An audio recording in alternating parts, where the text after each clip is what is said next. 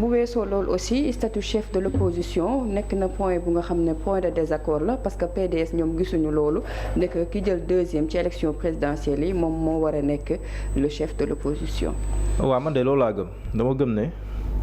chef de l'opposition ki jël deuxième sélection présidentielle yi te nekk ci opposition moom lañ ko war a jox ñeneen nag mën nañ am beneen kii mais man li ma jàpp mooy comme régime présidentiel la ñuy dund au Sénégal am na sax ñu naan un régime hyper présidentialiste mais officiellement mën nañ jàpp am na ñu naan sa semi parlementaire am na ñu naan régime hybride lu nekk da nga koy dégg mais jàpp naa régime présidentiel la régime présidentiel au Sénégal loolu laa jàpp bon en attendant na ñoom professeur Ngouda Mboup di ñu jàngal léegi comme loolu la donc si présidentiel war nañ si mën a tegtaloo ba ki nga xam ne moom moo jël deuxième mën a nekk le chef de l'opposition mais ñii di wax na tamit que si assemblée nationale la war a jóge aussi ñoom tam am nañ ay lay yu wóor parce que assemblée nationale aussi élection bu am solo la te ki fa am majorité si opposition bi kooku dafa am kàddu déjà waaw kooku déjà am na kàddu comme par exemple la waa takk Wallu seen kii bi seen groupe parlementaire bi am na kàddu ki fa majoritaire moom mooy l'APR le président Macky Sall am na kàddu mais est-ce que fu mu toll nii boo ne woon le chef de l'opposition fu mu toll nii au Sénégal c'est Macky Sall nekkul sax di opposé wu fu mu toll nii su ma nee nekkul opposé moom personnellement son parti s'oppose mais moom personnellement mi ngi si yeneen mbir rarement sax lay wax si mbirum réew mi xanaa ñu ne ko rapport Cour des comptes nga mu tontu kon kooku nan la mën a nekkee chef de l'opposition il ne s'oppose pas lui personnellement mais son parti est en train de s'opposer aussi. mais ça sera le parti bi la ñuy ciblé su boobaa. waaw parti bi la ñuy ciblé bu boobaa mais nag xam nga dañoo wax le statut du chef de l'opposition et de son chef 2016 référendum loolu wax le statut de l'opposition et de son chef kon dañuy laal l'opposition ak son chef soit moom donc mais léegi nañ posé wu question amuñu chef de l'opposition lan la ñu yàqal. dara mais justement. suñ ko amee lan la ñuy yokk. bien sûr c'est ça la question en plus de ça. parce que yenn saa yi man damay bëgg ñu jël recul tuuti c'est vrai que mi ngi ci constitution bi. 2016 dañ ko ci dugal ak yooyu mais nañ jël recul tuuti. mais au moins on aura une organisation. mais parce que yow configuration politique Sénégal opposition fu mu toll nii le chef de l'opposition day muté ki koy incarné dëggantaan la quoi. du point de vue de l'incarnation de l'opposition dëggantaan yenn saa yi mu muté. cela change par rapport à la situation. mais mënoo ne par exemple bii ñuy faloo ba tey kii mooy opposant bi gën a constant si wàllum taxawaay amul. et même actuellement si on parle de chef de l'opposition on fait allusion à Amadou Ba te actuellement lu jëm ci wàllum opposition moom gisuñu taxawaayam. incarné ko. Amadou Ba des na ko incarné mais waroon na ko gën a mën a incarné parce que Ousmane Sonko. dafa imposer boppam comme chef de l'opposition moom am na sax lu mu si waxoon seen mbirum caaxaan yooyu ay chef de l'opposition yooyu ñun bëgguñu waxoon na sax lu mel noonu mais il s'est imposé comme mbirum chef de l'opposition mooy moo Idrissa Seck bi ñuy wax noonu comme mooy chef de l'opposition ak yooyu noonu mu ne nañ jël mu ne statut ay kii yooyu noonu ay chef de l'opposition ñoom nañ jël mais boobu moom leer na ko ne boobu moom moo doon incarné chef de l'opposition moom la woon moo tax bi président Macky Sall ne am na 85% de l'électorat bi mu amee Idrissa Seck wala que napp na un gros poisson dafay utiliser ce terme là mais après 15% yam doon xeeb après moo ko sonal c'était lui le chef de l'opposition bi ñu dialogué au mois de juin 2023 ñëpp dem ba mu des Pastef après gis nañ lii xew ça veut dire que Pastef Ousmane Sonko moo nekkoon le chef de moo ko doon incarné c'est que dafa loo xam ne nii taxawaay la mais yaa koy incarné loolu nag amagul fi mu toll nii comme moo ko incarné Amadou Ba n'incarne pas cela même boo ko noonu Amadou Ba yaay chef de l'opposition incarné wu ko lan la ñuy doy chef de l'opposition. et qu'est-ce que ça va changer. instant yii nii bu ñu amee chef de l'opposition lan lay yokk démocratie sénégalaise gisuma lu mu war a mën a yokk c'est vrai que da nga koo wax ni ñuy digal ko suñu constitution mais bu ñu ko amee lan la ñuy yokk gisuma ko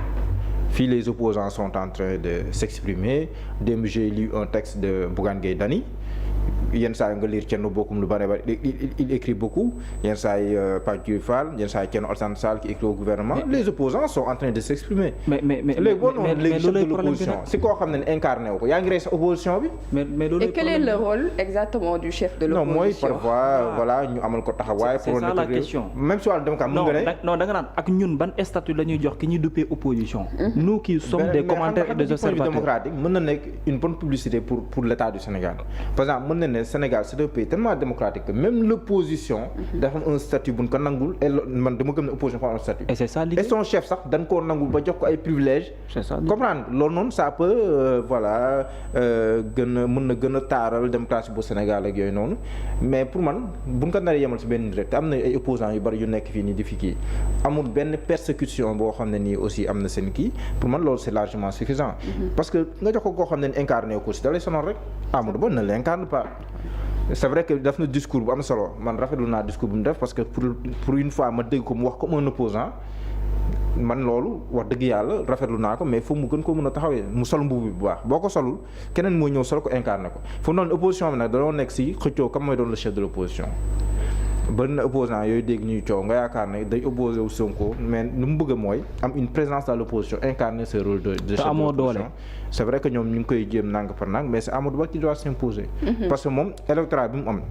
35% la moon wàcc na bu baax mais 7 députés à l'Assemblée nationale ce n'est pas négligeable. 7 députés la am à l'Assemblée nationale ce n'est pas négligeable mais est-ce que incarné ko les députés de Amadou Ba kan nga si gis moom présence à l'Assemblée nationale du moom du Anne Cheikh Oumar Anne maanaam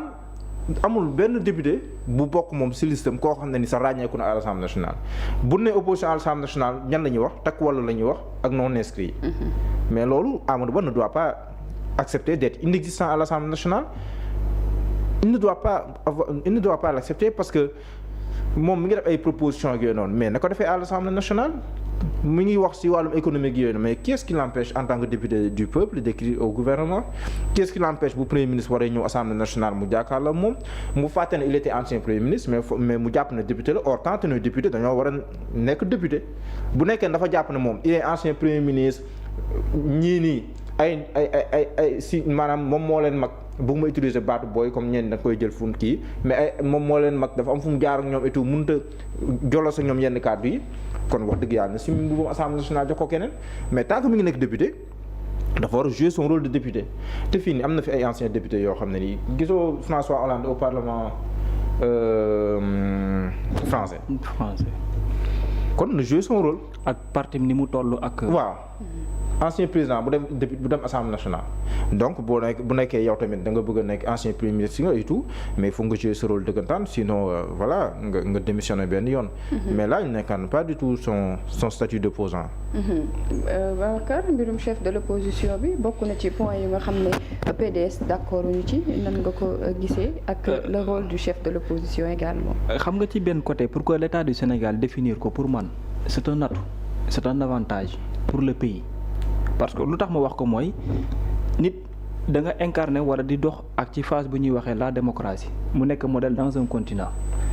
tout ce qui est défini à travers tes textes dafay nekk benn atout pour tamit ñi nga xam ne ay partenaires lañu wala entre autres ak ñi nga xam ne ci ñenn ñi évaluer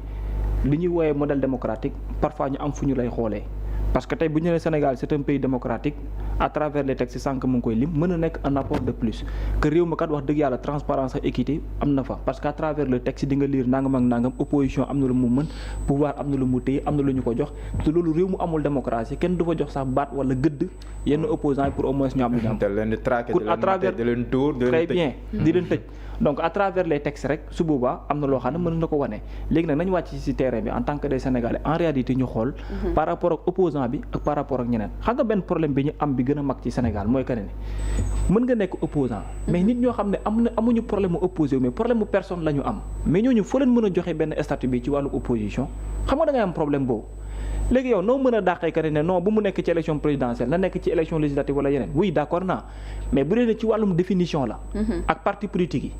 Mohamed ça devient problématique même ci élection législative parce que la majeure partie pour les élections législatives à chaque fois il est rare pour que nga gis benn parti politique bu dem si ce n'est l'exemple de Pastef. à chaque fois lan ngay gis. te même Pastef sax am na ñeneen ñu bokk ci parti ñu ñëw très bien mais liste bi tur bi moom la. mais ñi ci ëpp tey boo mën a définir foofu statut chef de l'opposition à travers une élection législative wala locale est-ce que ça sera pas compliqué coalition la ñuy demee waaye. donc opportunité bi nga xam ne moo ci gën a positive pour man mais élection présidentielle la. élection présidentielle la parce que bu dul dara sax y a une personne boo xam ne il est bien identifié boo xamante ni moom mooy dem ci concours bi à travers ci textes yi ñuy def et tout bulletin bac yëpp kanamam wala turam bokk na ci li nga xam ne moom mooy fës amul ay liste wala amul parce que c'est la personne moom dañuy cibler pour man donc meilleure occasion bi ñuy wax pour ko définir mooy issue élection présidentielle la foofu moom moo fa gën parti démocratique sénégalais nag peut-être xaw ma fan mais lu ñu mënti wax pour man fi gën pour ñu tànnee fa chef de l'opposition côté boobu la beneen bi nag mooy dans l'exercice foofu la problème bi di nekk. ñun ñi nga xam ne dañuy observer parfois wala ñu ne dañuy commenter ñun ñoo am problème mais ci wàllu mboobu amuñu problème parce que tey mënumaa comprendre nit boo xamante ni day toog fële wala mu saam fële dajale ay waxu naxa sa xandangam def ko benn texte rek bicc ko ci mbedd mi observateurs yi commentateurs yëpp bëgg ko yenn mbumb ko def ko ne cette personne là oui c'est lui qui joue le rôle d'un opposant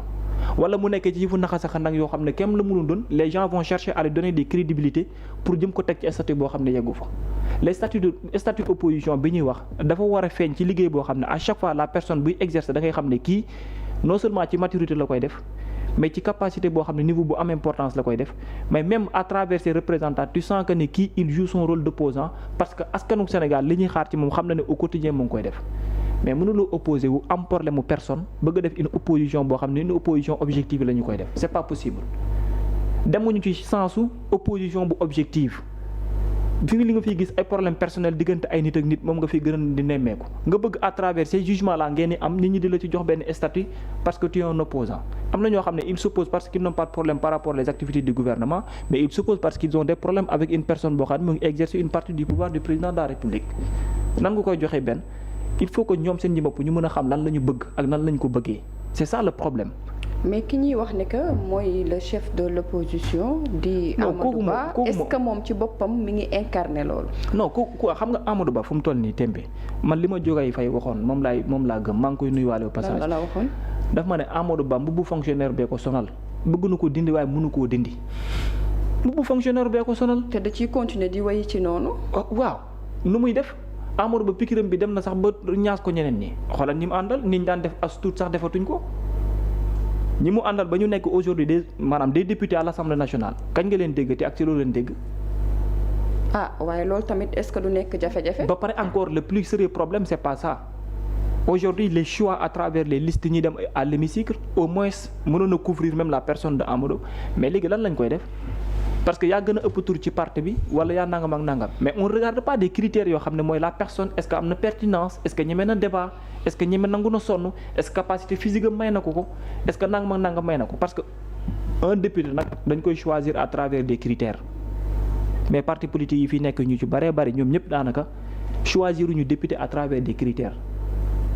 te critères yi ma lay wax war nañ ko tenir en compte fii laa taxawoon benn jour di critiquer la nomination de Aïda Mbodj ci DER parce que li ma ko doon wax dafa am fu ma doon expliquer parce que newoon naa ne DER mënuloo koo jël mu doon loo xam ne ça cible des Sénégalais avec sa jeunesse en majorité nga jël kenn koo xam ne en termes d'activité en termes également physique am na loo xamante ni mën nga ko ci limiter si vous le confiez lu jëm ci wàllum DER ak yooyu noonu après résultat yi ngeen am yéen a koy calculer seen bopp même chose moom laa lay waxaat à travers un député lan la war a liggéey ak lan la war a def ça demande pas benn impact physique bi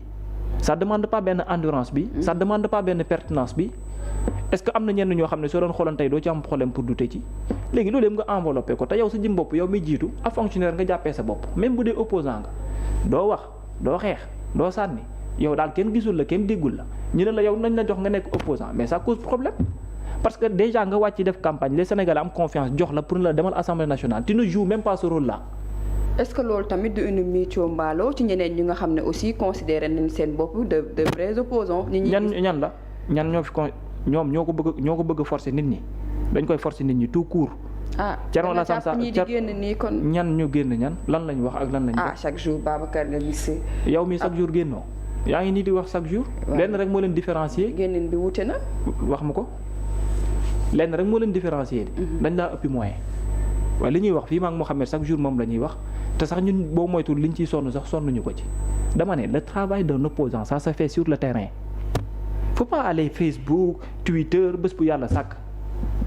Thierno Alassane Sall fan la nekkoon barki démb dajewul ak xaw ma waa Njoota xaw ma Njoota Njaboos xaw ma nu mu koy waxee te ñuy bàyyi ci suuf